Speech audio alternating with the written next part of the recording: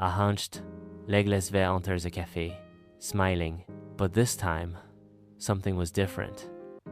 A young waitress glanced at him as she wiped down the tables. Then, clear and loud, for the entire cafe to hear, she said, "We don't serve people like you." Pause. The music fades. A spoon clinks against a coffee cup. Cold, sharp. No one stood up. No one spoke. He simply left a bill on the table and walked out. But 24 hours later, 6 Navy SEALs walked into that very same cafe. They didn't order coffee, they didn't say much. They came to rewrite a forgotten page of veteran stories. They came to live out what justice for veterans always reminds us. Honor must never be erased by silence. His name was Walter Morgan, 75 years old, a former Marine.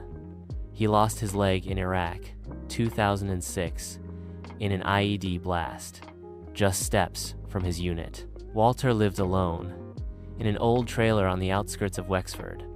No wife, no children, just a cat named Major, and a wooden prosthetic that creaked with every step. Each morning, he walked nearly 2 miles to Sally's Café.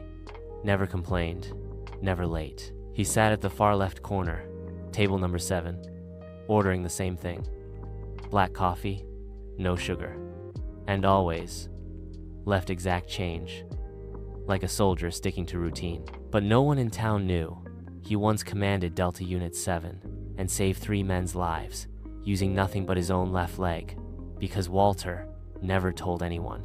On his way to the cafe, Walter always walked slowly, not because of his prosthetic, but because he always stopped.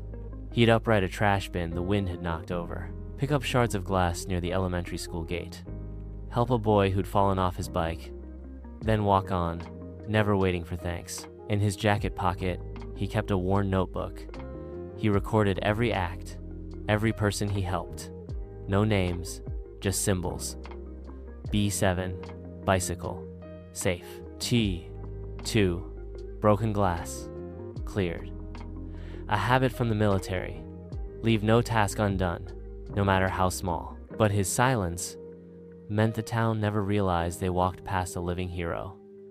Until the day Sally's Café hired a new waitress. That morning, Walter arrived at the cafe like always. The sky was overcast.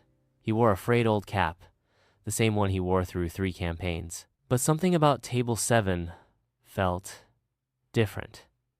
The usual waitress was gone. In her place stood a young woman, Kayla. She wiped the table, eyeing Walter from head to toe. Her eyes stopped at the prosthetic leg. Then, with a flat, cold voice, she said, "We don't serve people like you." No one in the cafe spoke. No one stopped her. No one asked why. Only the sound of a spoon touching porcelain, quiet and icy.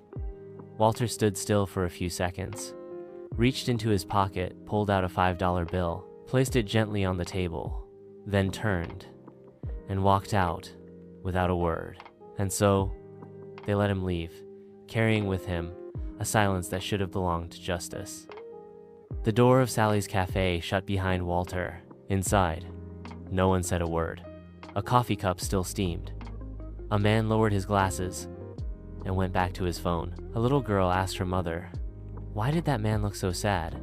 But no one answered. Walter crossed the intersection, the rhythm of his prosthetic scraping gently against the sidewalk. He didn't look back. No anger, no blame, only one emotion clearly written on his face: sadness and familiarity.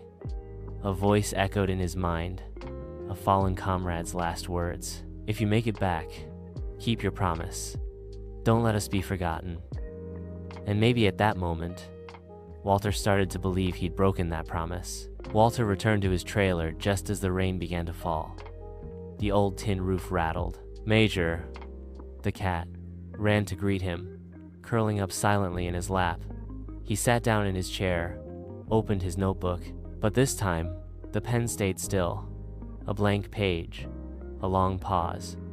Beside it, his faded Marine cap hung quietly on a rusty nail. Walter reached for the old Delta 7 unit photo, hands trembling. afraid to blur the memory.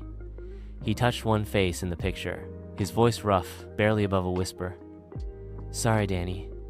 Maybe I didn't keep the promise." He didn't know. Just hours from now, the men still alive in that photo were coming to find him, not to save him, but to keep the promise for him. Walter never talked about the war, not about running through fire to save a brother, not about lying in the desert, blood soaking his uniform, whispering a vow, "If I live, I'll live for those who didn't." Each Veterans Day, he left flowers at 3 graves in the town's military cemetery. No name, no note, just 3 white flowers, placed neatly, like a ritual. He also mailed anonymous packages to the families of fallen comrades. Children's books, medicine, handwritten letters with no return address. No one noticed, no one asked, and he never expected gratitude, because to him, surviving was a debt, and he was repaying it, one silent day at a time. The next morning, Wexford remained calm, as ever. Sally's Café opened at 6 a.m. sharp. Kayla wiped tables in silence, avoiding table 7, still empty. The bell above the door chimed. Then, the roar of engines. 3 sleek black SUVs pulled up front, tires marking the misty sidewalk. Doors opened, 6 men stepped out. Rugged jackets, military boots, solid stances.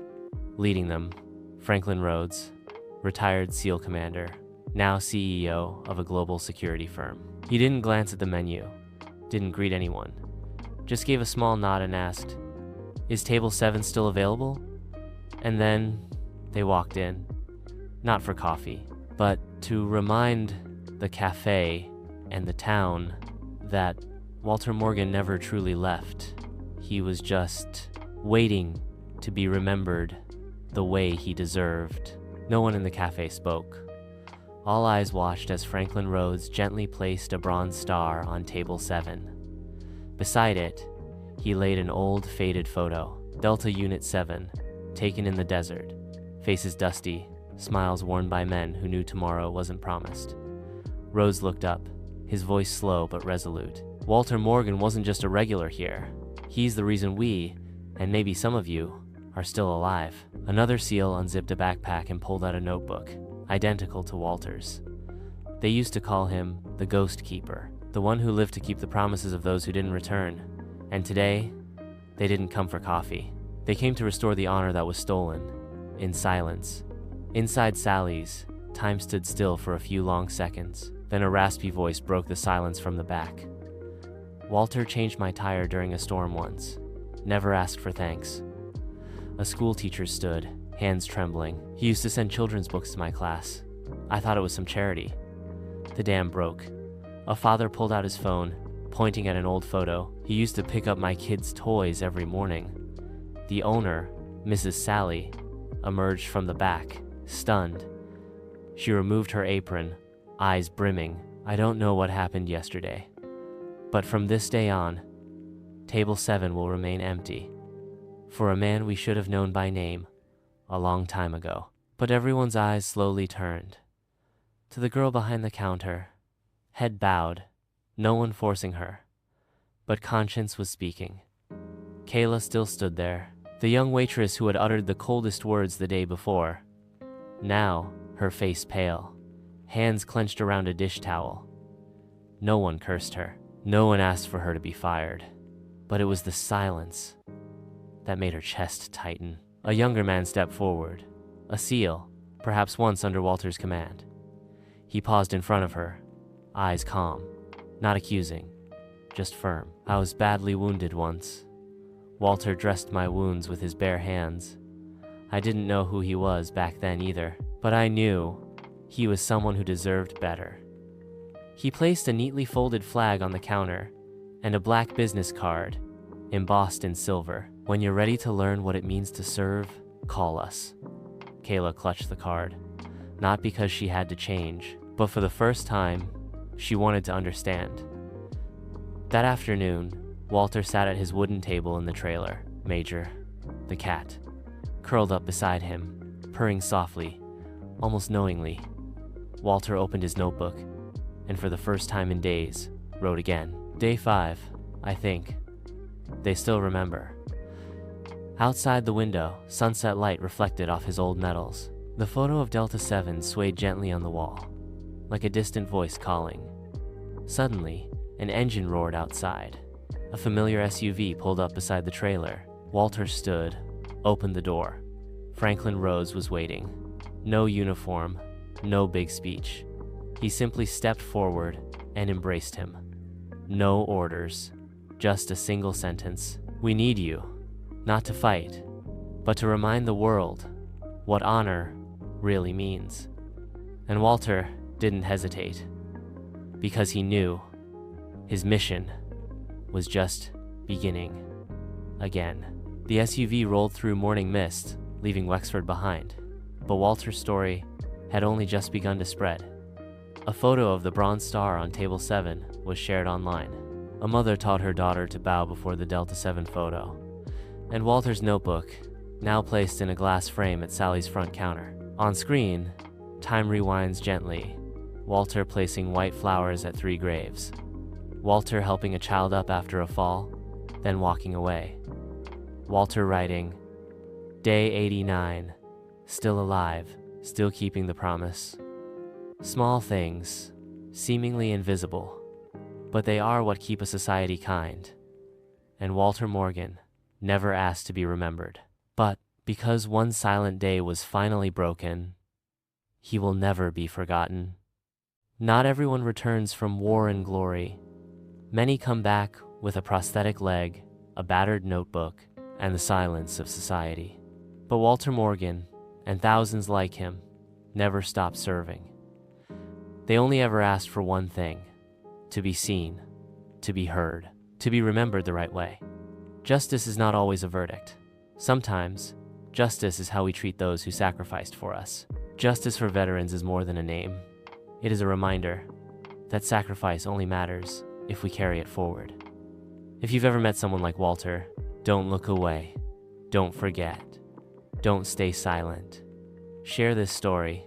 Tell one you've witnessed, because sometimes a single voice can restore a stolen honor. This is not the end. This is the beginning of long overdue but rightful justice.